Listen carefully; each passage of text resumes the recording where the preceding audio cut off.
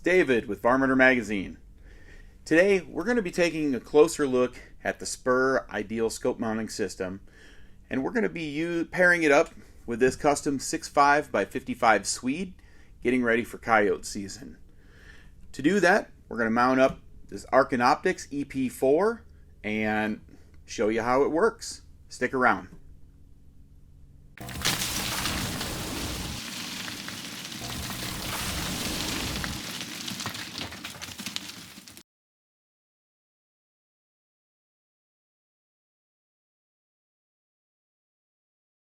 Alright, so we got a lot of questions on the Ideal Scope Mounting System from SPUHR and how you utilize the wedge tool, how you mount up a scope when using it. Is it much different than standard rings? And it's really not, but it has some really unique features that really assist in the scope mounting process. So, what you get? When you get the we have a set of rings. These rings have 6 torque screws per ring. They're a T20, and down at the base we have 4 torque screws as well. Now SPUHR makes it easy. They actually label these in the order that they want you to torque these down: 1, 2, 3, and 4. So I always increase torque as I'm doing it to make sure that I have no binding on scopes, on mounts when we're getting them mounted up. So it really is a nice feature. One of the other things that they include is a scope leveling wedge. And the way that this works is that we have a flat surface on the top and this wedge shape. You'll mount your scope lightly in the rings, and you will then insert the wedge. The wedge is flat on the top, so it will run across the flat bottom of the scope for perfect leveling. Then you just go forward, torque down all your screws, and you have a perfectly leveled scope without a lot of extra work. So let's get this mounted up.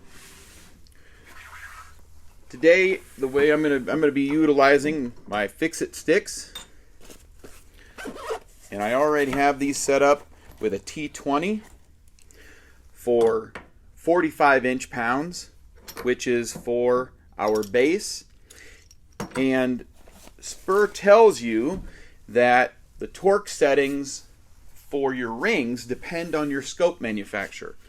So we're going to open up our Arken Optic and take a look at what they require for torque settings on that optic. So I already know that I'm going to want it right here. When you're mounting any scope, mount, or ring, we always have to make sure that we're engaging the mount as forward as possible. So if you imagine when the rifle recoils, the direction of recoil is opposite of the muzzle, which in turn is going to anything sitting on top. The inertia would force the scope ring to the front. So we want to start off by pushing this to the front. So I'm going to go ahead and torque these down. 1, 2,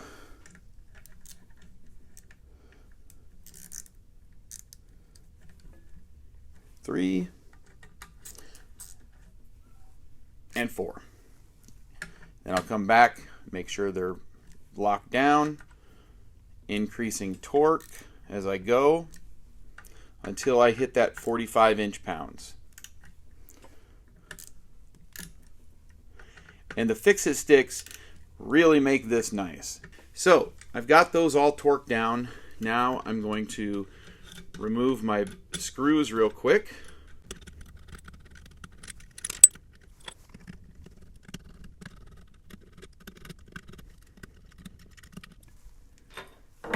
All right, those are all removed. Let's take a look. See what we got in the box here. All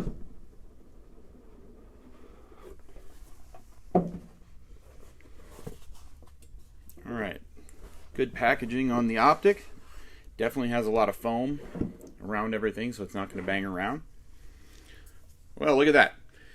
Arken was nice enough to actually tell us that the maximum torque setting right on the sticker is 15 inch-pounds.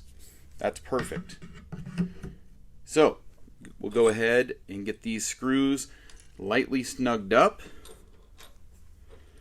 and then we'll be able to insert our wedge and level the scope out.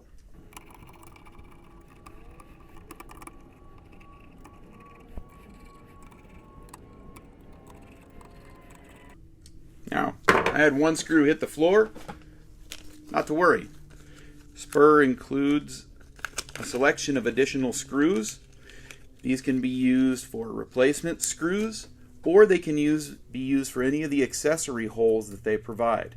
For example, SPUHR has just come out with a bubble level that will attach to the back side here on these accessory holes, and that's really going to be a nice feature. Traditionally, I have always used a bubble level that attaches to the tube itself.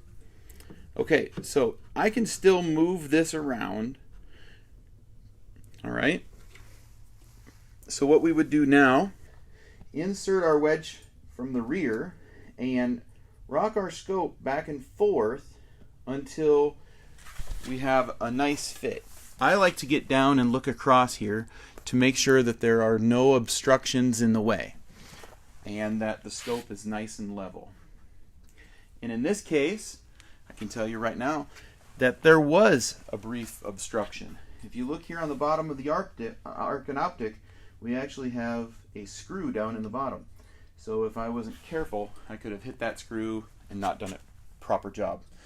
I'm going to scoot it back just a tad. Rock our scope a little bit. Right now, she is pretty much perfectly parallel. So then all I would do is come through, torque down the rest of these screws. Again, I like to alternate, increasing torque as I go.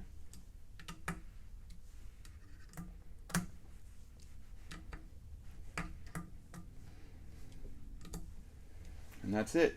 I can now remove the wedge, save this for later use, and I have a perfectly mounted optic with perfectly parallel reticle.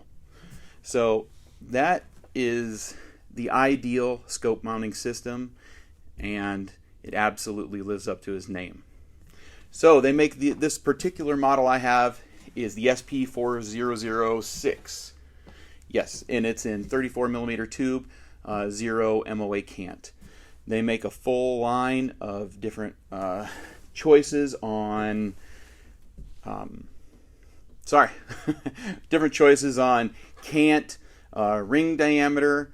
So, and head over to Mile High Shooting, which is the supplier of SPUHR mounts to the US, for their full selection.